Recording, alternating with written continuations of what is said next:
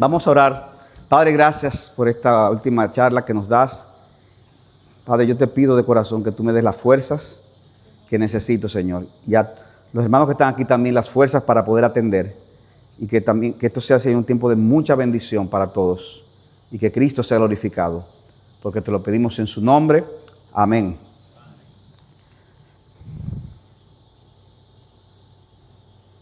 Dice 2 Timoteo 4:13, cuando vengas, trae la capa que dejé en Troas con Carpo, y los libros, especialmente los pergaminos.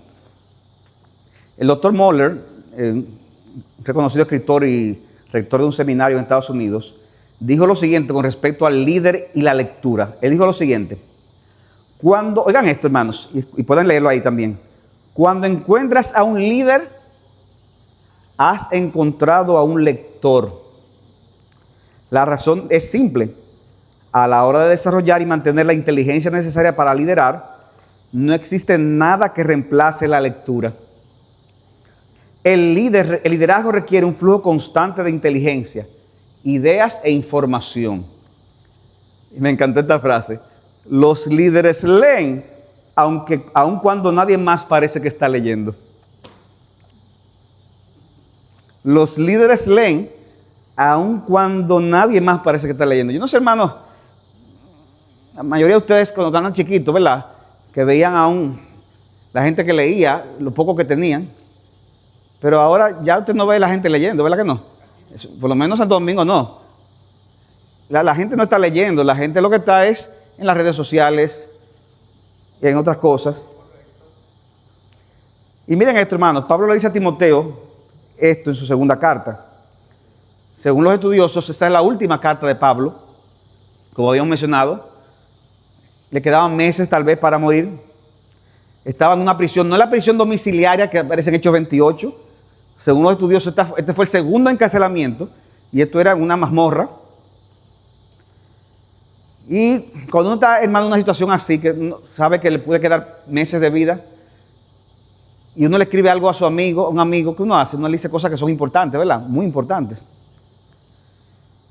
En ese sentido, Pablo ya estaba de cierta edad, tenía sus 60 y pico de años, no sabemos el pico.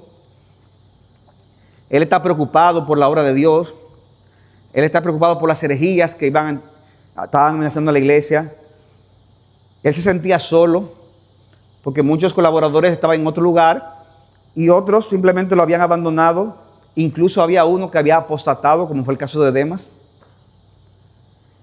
Y hermano, cuando uno está en esa situación, dice, wow, lo que uno pide es importante. Y él le dice, mira, trata de venir a verme, Timoteo. Yo estoy solo, pero cuando vengas, tráeme la capa que dejé en Troas. Y esto es una petición muy importante porque tal vez no tenía ropa suficiente, venía el invierno y iba a ser difícil para él. Y en medio de todas esas condiciones, Pablo le dice, y también tráeme los libros. Mi madre, ¿lo qué? Los libros, mayormente los pergaminos. Cuando habla de libros se refiere en griego Biblias, que eran manuscritos hechos de papiro, material más común y corriente para escribir. Por otro lado están los pergaminos, que eran más costosos, eran pieles de vaca o ternera, era material de pieles de vaca o ternera limpias del vellón o del pelo, y que eran pulidas y preparadas para eso. Pablo no dice lo que contenían, pero posiblemente tenían porciones de las escrituras y tal vez de cualquier otro escrito no inspirado, pero que tal vez le era útil. Ahora, hermano, no sé si captan el punto. Un hombre que está anciano, que está próximo a morir, que ya no tiene para dónde coger, está preso, que recibía revelaciones especiales de parte de Dios. Yo tengo mi revelación. Él entendía que hasta el final de su vida él tenía que seguir preparándose, que tenía que seguir creciendo, que tenía que seguir leyendo, que tenía que seguir estudiando. Hermanos, era tan evidente que Pablo era dado al estudio, a la lectura, que cuando él estaba predicando, recuerdan, delante del rey Agripa y Festo, dice en un momento dado que a Festo le interrumpió y le dijo, Pablo, Estás loco. Tu mucho saber, literalmente las muchas letras, los muchos libros, te están haciendo perder la cabeza. Hermanos, si la lectura y el estudio era importante para Pablo, en condiciones como esa, yo estoy seguro que es mucho más importante para ti y para mí. Para todos nosotros es más importante. De modo que mi intención, hermanos, con esta última charla es que veamos la importancia que tiene la lectura y el estudio para todo creyente en general, pero principalmente si tú eres un líder o un pastor. La lectura y el estudio te ayudará, óigame bien, a que tú tengas un ministerio sólido y relevante en la medida que pasa el tiempo. Y yo quiero que veamos 4 cosas. Cómo funciona la mente, cómo funciona la lectura en el proceso de la renovación de la mente, cuáles son los enemigos de la lectura y cómo desarrollar un buen hábito de lectura. Eso es lo que yo quiero ver en esta charla. Veamos en primer lugar cómo funciona la lectura en el proceso de la renovación de la mente. Aquí quiero dar crédito al capítulo 3 del libro Piense, de John Piper, que lo recomiendo mucho, me fue de mucha ayuda. Y lo primero, hermanos, que debemos tomar en cuenta es, que la lectura estimula el pensamiento. Hermanos, hay cosas que uno hace que no estimulan el pensamiento o lo estimulan muy poco. Ver televisión, por ejemplo, no estimula mucho el pensamiento. ¿Por qué? Porque tú recibes la información a través de ¿qué? De imágenes. Y las imágenes, al estar ahí ya, tú no necesitas como hacerte la idea de cómo es, tú la estás viendo. Pero la lectura estimula el pensamiento. Dice John Piper, cuando usted lee, su mente ve formas en las páginas, que le llamamos letras. Mediante años de enseñanza y asociación, ha aprendido con la mente que esas formas simbolizan sonidos, vocales y consonantes. También usted ha aprendido que cuando se agrupa de cierta manera, esas letras forman palabras que representan ¿qué? Objetos, personas, acciones, ideas y sentimientos. O sea que la lectura implica pensamiento. ¿Sí o no? Implica pensar. Por eso que si nos acostumbramos también a leer cosas superficiales, vamos a pensar de una manera superficial. Ahora, la lectura estimula el pensamiento. Si tú decides leer algo que valga la pena, ¿qué va a pasar? Que tu pensamiento va a estar ahí, trabajando en tu mente. Y ese esfuerzo que tú haces va a tener un impacto en tu vida. ¿Por qué? Porque tú comienzas a analizar eso que estás leyendo, tú lo comparas con la luz de la palabra de Dios, con los principios de la palabra de Dios, y usted comienza a ver cómo se aplica eso en su vida, y todo esto en su relación con Dios y con el mundo. Y si usted hace todo eso en un espíritu de oración y en dependencia del Señor, hermanos, usted sin darse cuenta, usted está trabajando en la renovación de su mente ya. Usted está trabajando en la renovación de su mente, de modo que eso te va a ayudar a tener un mejor concepto de Dios, del mundo y de cómo hacer la voluntad de Dios, que es buena, agradable y perfecta. Todo eso hace la lectura, hermanos, cuando la tomamos adecuadamente. Como lo expresa John Piper, la mente continúa sin descanso hasta que desarrollamos una visión coherente del mundo y de la manera como podemos vivir una vida ajustada a la verdadera comprensión de la palabra. Dice otro autor, Jason L. Paulus, un autor presbiteriano, la lectura frecuente, oigan bien, es una disciplina que crea claridad de pensamiento en el tiempo. A veces hay gente que, ¿qué es lo que está diciendo? Dice este autor, la lectura frecuente es una disciplina que ayuda a tener claridad de pensamiento en el tiempo. Mientras más leamos, más estaremos capacitados para discernir la verdad del error. Tendremos una mayor base de conocimiento y entenderemos las implicaciones de los argumentos. Leer, dice este autor, ampliamente proveerá mejores formas de comunicar la verdad a otros.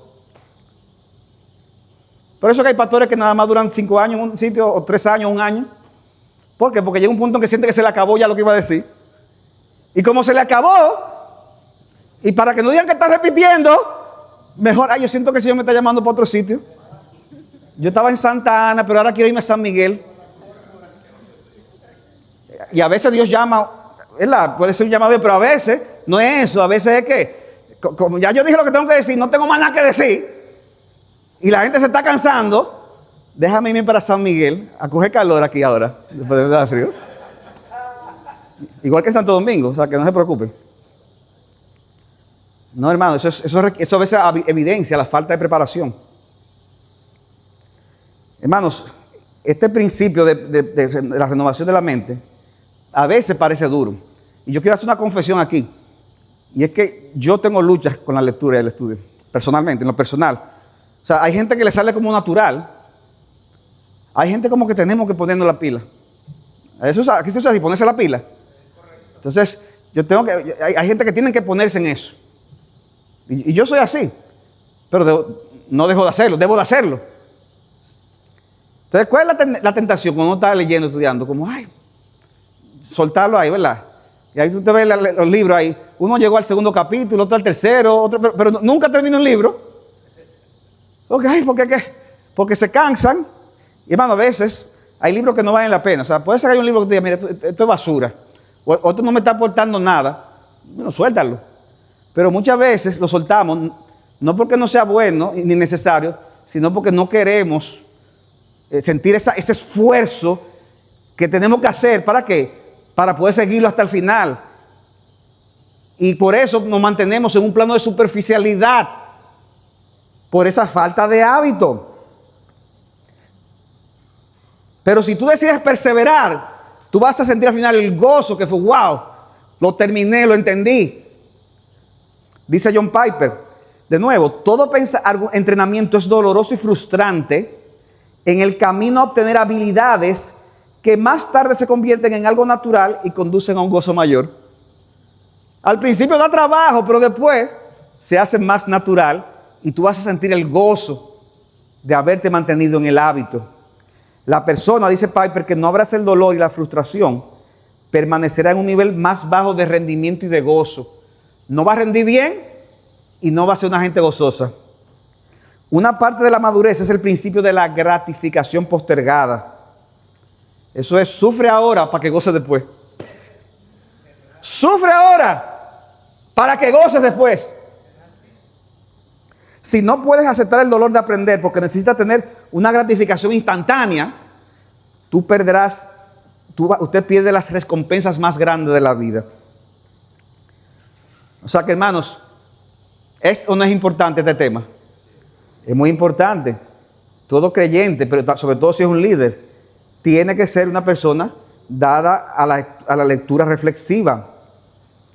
Dice Piper, las riquezas más grandes son para aquellos que trabajan duro para comprender todo lo que realmente está allí. Por eso, como decía ahorita, hay gente que brincan la exégesis, van a las aplicaciones, porque no quieren el trabajo duro. Pero ese trabajo hay que hacerlo si queremos ser ministros aprobados, que no tenemos de qué avergonzarnos y que usamos con precisión la palabra de Dios. De modo, hermanos, que el proceso de lectura reflexiva, en actitud humilde y en dependencia de Dios en oración, va a estimular la renovación de la mente y te va a ayudar a ti a que tú no seas un cristiano superficial, sino un creyente con los sentidos espirituales ejercitados para la gloria de Dios. No importa que tú seas rico, que tú seas pobre, que tú seas blanco, que tú seas indio, que seas... No, eso no tiene que ver con eso. Si tú te habitúas a estas cosas, tú dejarás de ser un creyente superficial y serás un creyente que maneja la palabra de una manera correcta para la gloria de Dios. Ahora bien, ¿cuáles son los principales enemigos de la lectura de hoy? Ay, ¿por qué lo quitó? Pues yo quiero que ustedes me digan. ¿Cuáles son los enemigos? ¿Por qué la gente no está leyendo hoy? ¿Cuáles son las cosas que le impiden? A ver, ¿quién me dice? Hermano, aquí, sí. La pereza. La pereza. ¿Qué más? Las redes sociales. ¿Qué más? El entretenimiento. Bueno, las redes sociales es parte del entretenimiento, pero es un sentido más amplio. ¿Qué más? El trabajo, sí. ¿Qué más?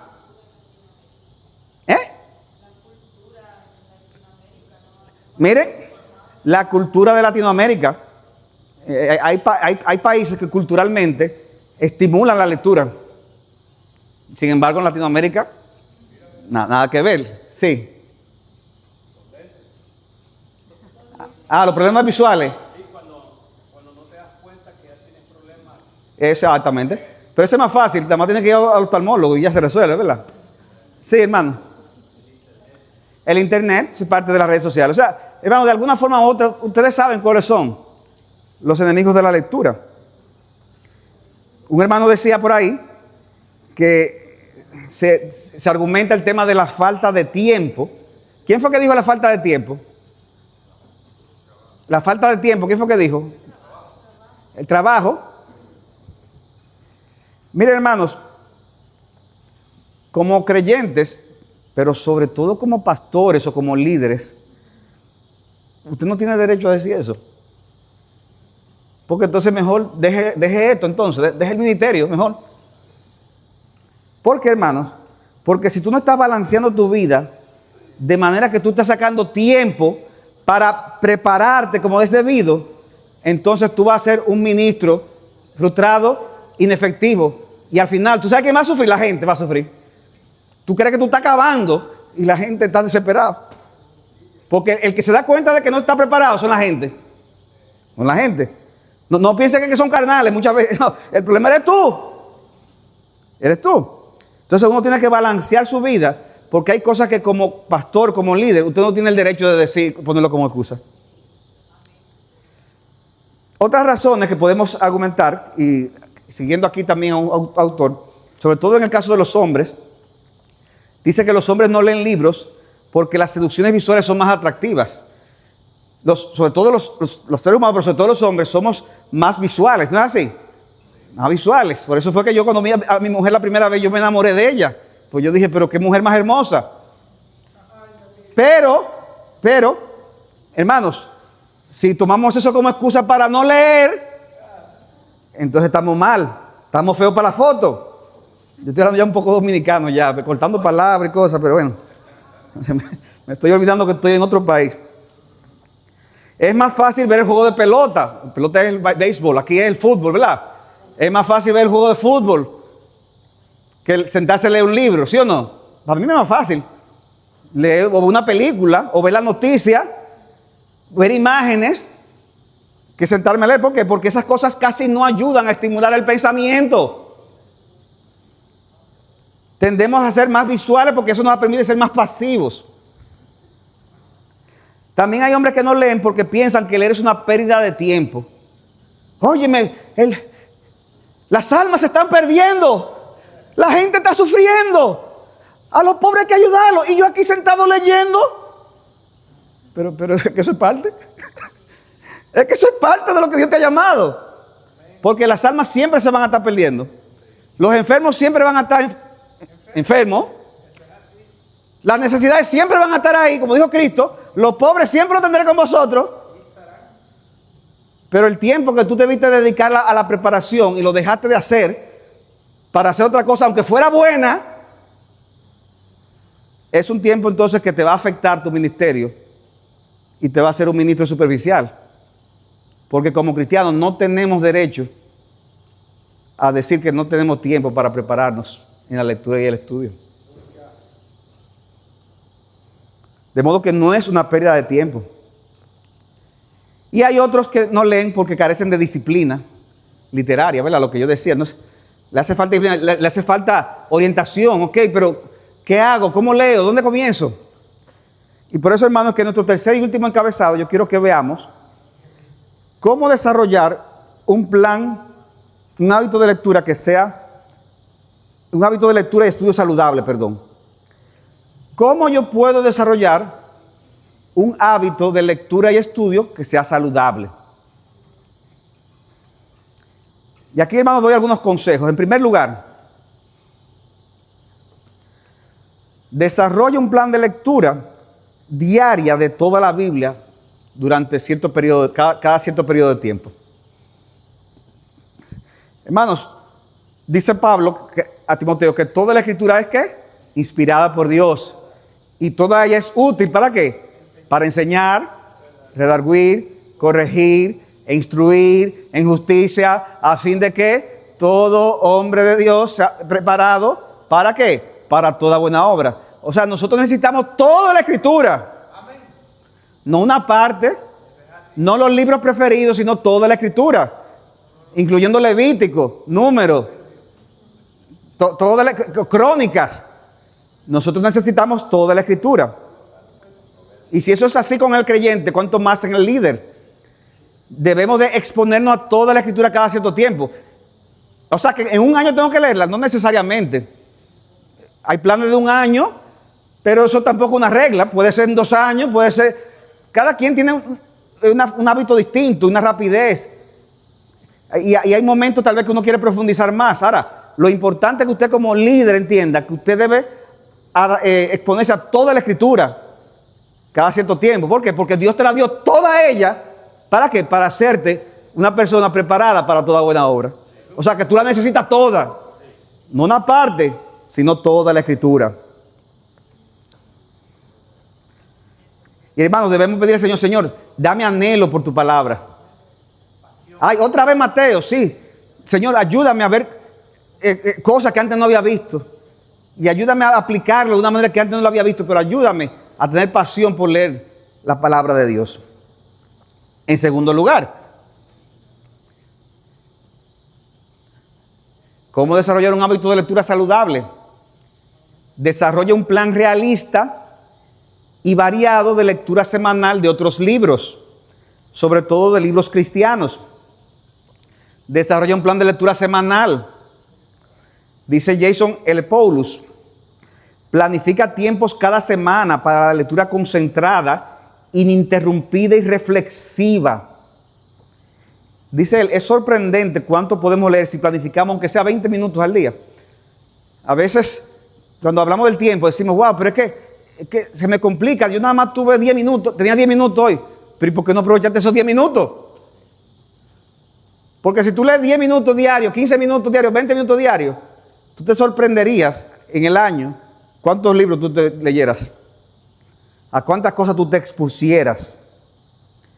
Haz de la lectura una parte continua en tu vida. Ahora, yo digo aquí que es un plan realista, porque hermanos, no es lo mismo un pastor o un líder que esté soltero a que esté casado, ¿verdad?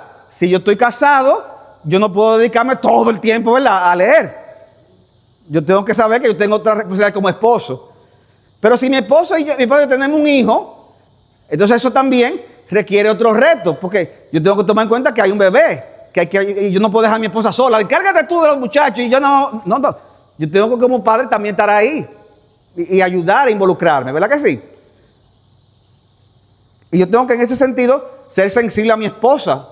Hay esposas, hermanos, que tienen 10 muchachos y tú la ves igualita. Igualita se mantiene. Y tú la ves y tú dices como, wow, pero esta mujer... Hay esposas que con 2 se están ahogando.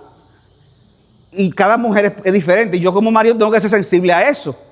Y tengo que ajustar mi plan de lectura a eso. Ahora, lo que no puedo hacer es dejar de leer. Porque eso no es opcional para el creyente.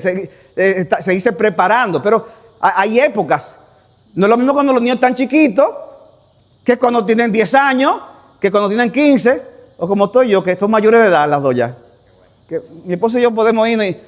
Tú ni la llamaste a la niña ayer, por cierto. Son 2 mujeres.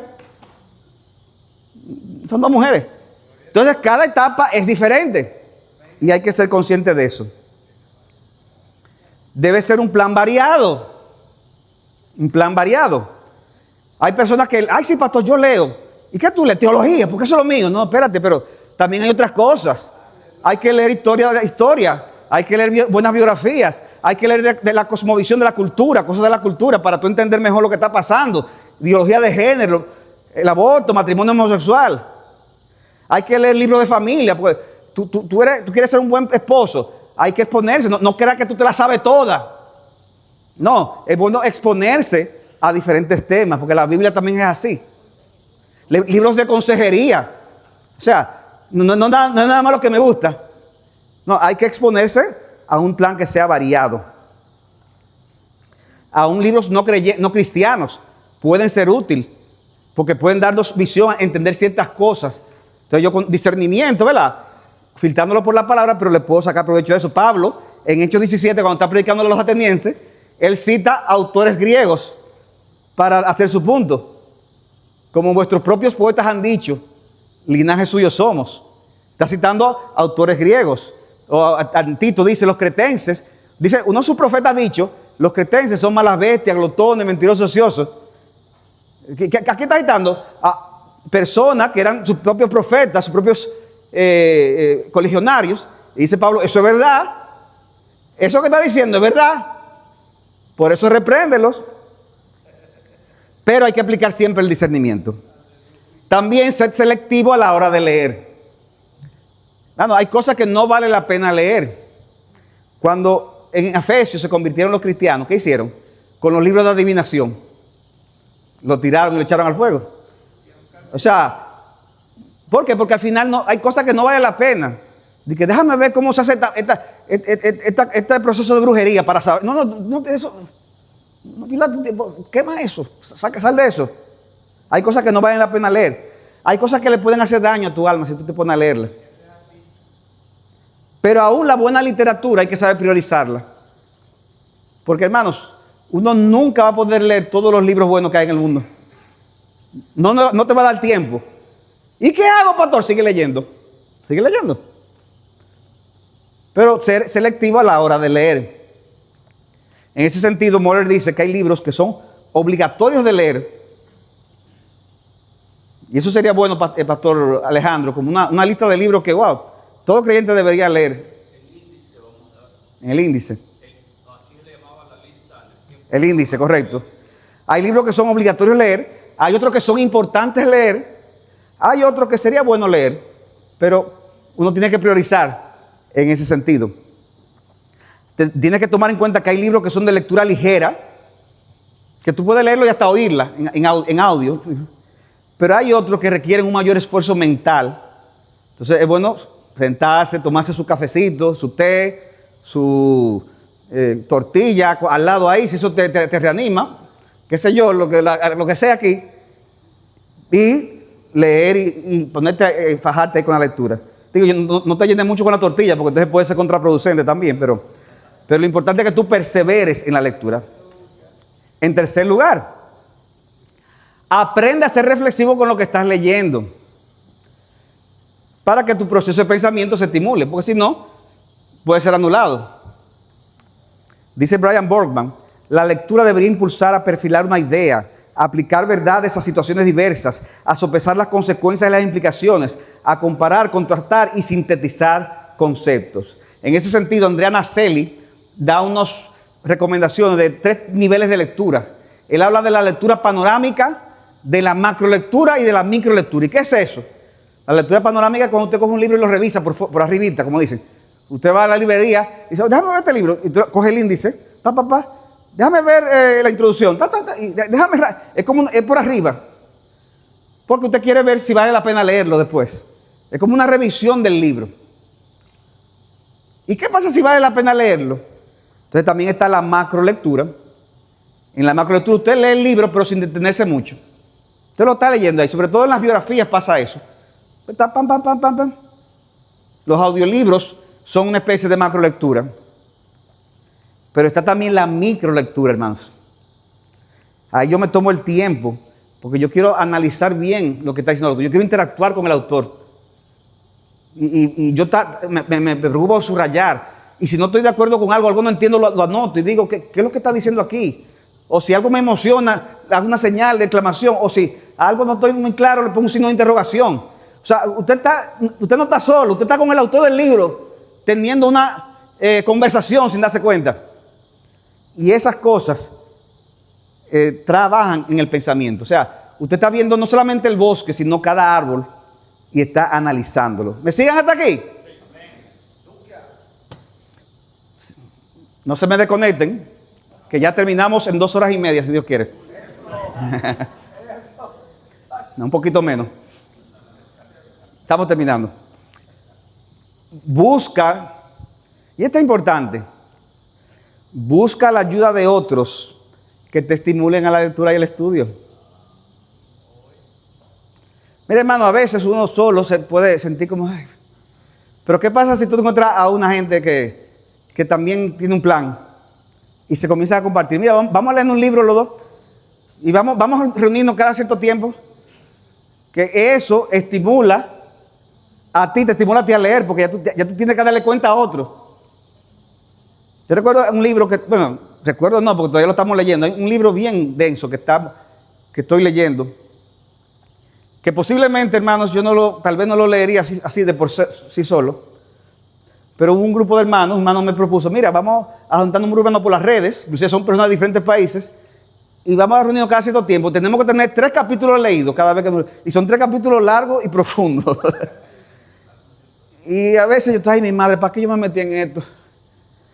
Pero mire, hermanos, cuando lo leo, yo digo, wow, pero qué bueno que lo estoy leyendo.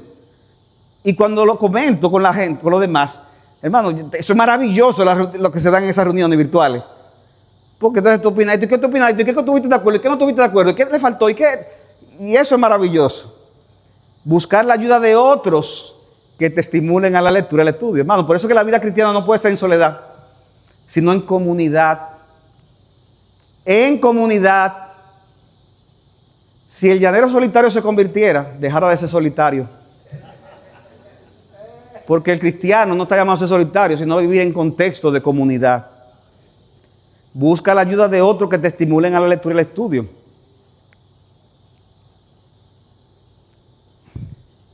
Si ya tú tienes el hábito de lectura, porque alguien puede decir aquí, no, pero yo soy, aquí en Santo Domingo decimos, yo soy un monstruo, yo leo muchísimo, pastor, y naturalmente. Si es así, entonces usa tu liderazgo para ser de estímulo y de influencia para que otros también lean. Sé de estímulo y de influencia para que otros también lean. Y Tony Rey, que es un autor, menciona la siguiente anécdota. Óyeme bien, sobre todo si tú eres pastor o líder. En una iglesia, un pastor tomó a 12 muchachos que no solían leer libros y hizo algo sorprendente. Le dio a cada uno de ellos una teología sistemática de Wayne Grudem. Lo que han visto esa teología, eso es una teología. Y hizo ese plan con esos 12 muchachos de que cada uno tenía que leerse un capítulo por semana y después comentarlo. Era un libro largo, pero era factible porque es una teología, de hecho me gusta porque es muy práctica y es muy llano, un lenguaje muy llano, y trataba varias necesidades de la iglesia. En esa teología se tratan cosas que ayudan a la vida de la iglesia. El tema es, hermanos, que puso a esos 12 muchachos que no leían a leer la teología de Grudem un capítulo por semana, y el plan funcionó hasta tal punto, hermanos, que al final del año todos esos 12 muchachos habían leído la teología completa de Grudem. Y al año siguiente, ¿qué hicieron esos 12 muchachos? Que comenzaron sus propios grupos de lectura.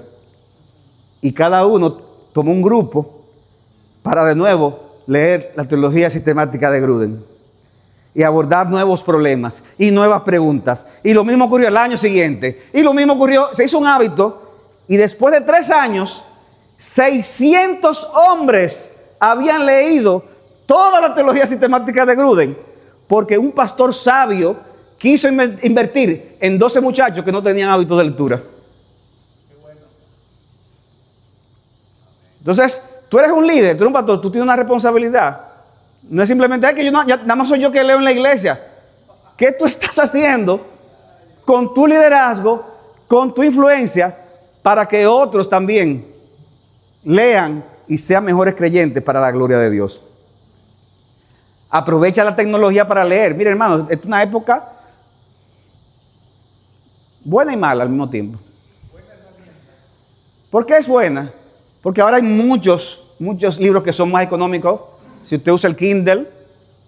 Antes, cuando yo iba a predicar, yo tenía que andar con muchas hojas.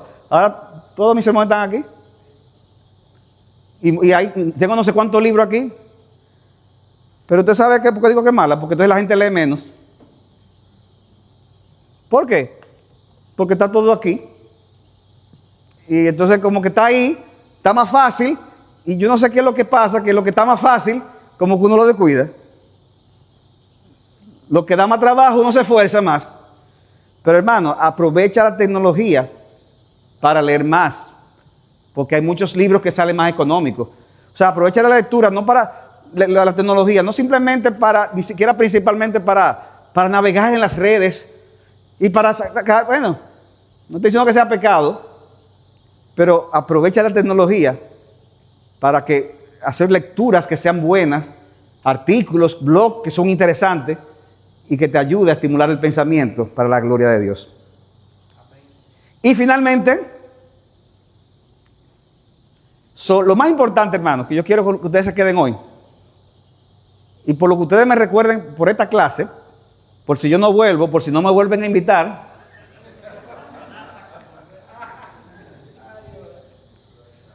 pero si no me vuelven a invitar, yo puedo aceptar otras invitaciones. Bueno, vamos a seguir ahí.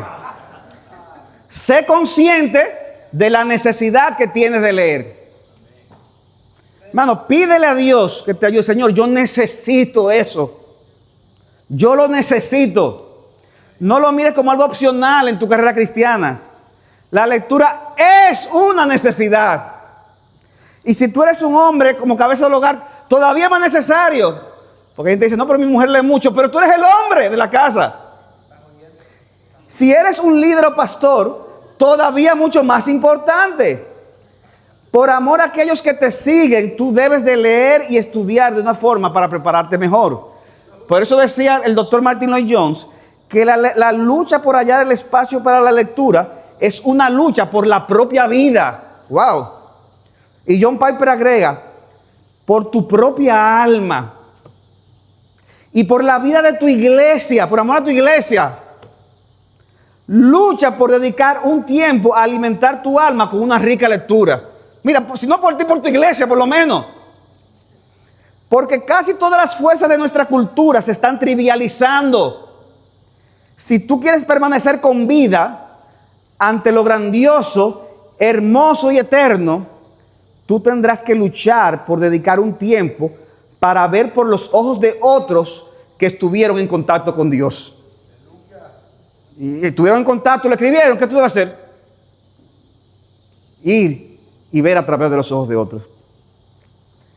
Hermano, como hemos dicho, cuando los pastores y líderes dejan de prepararse a través de la lectura y el estudio, eso con el tiempo les pasa factura. Usted puede ser el orador más grande, animar a la gente con muchos chistes. Mire, eso con el tiempo le pasa factura.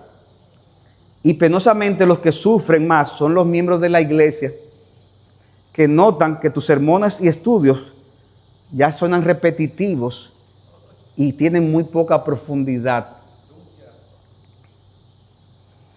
Por eso Martin Lloyd-Jones decía, hablando de la teología, hablando de la predicación, perdón, que la predicación era teología en llamas.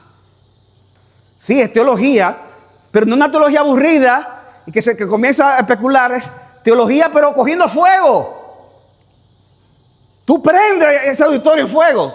No fuego literal, fuego. ¿Me entiendes, verdad? Y Spurgeon añade, predicador del siglo XIX, no tendremos grandes predicadores si no tenemos grandes teólogos. No surgen grandes predicadores de mediocres estudiantes.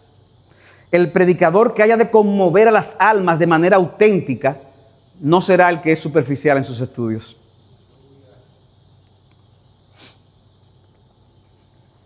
Otro autor, Strong, dice lo siguiente. Miren esto, hermanos.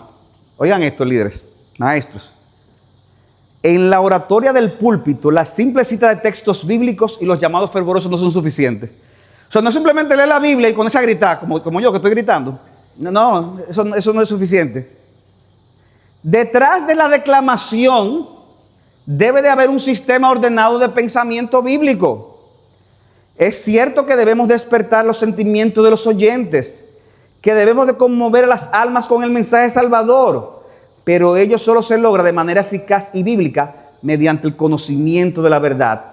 El estudio de la teología es absolutamente necesario para realizar con éxito el trabajo del púlpito. El predicador necesita doctrina para que no se vuelva un órgano estropeado o un disco rayado que parece que está dando siempre la misma nota. Dicen que dos miembros de dos iglesias distintas se juntaron una vez y uno le dijo al otro, ay, yo no aguanto el pastor de mi iglesia. Es desesperante oírlo predicar. ¿Y por qué? Es que yo siento que dice lo mismo, la misma nota. Yo lo oigo, eso es ding, dong, ding, dong, ding, dong, ding, y me tiene cansado. El otro le dijo, pero tú eres dichoso, mijo. El mío nada más dice ding, ding, ding, ding, ding.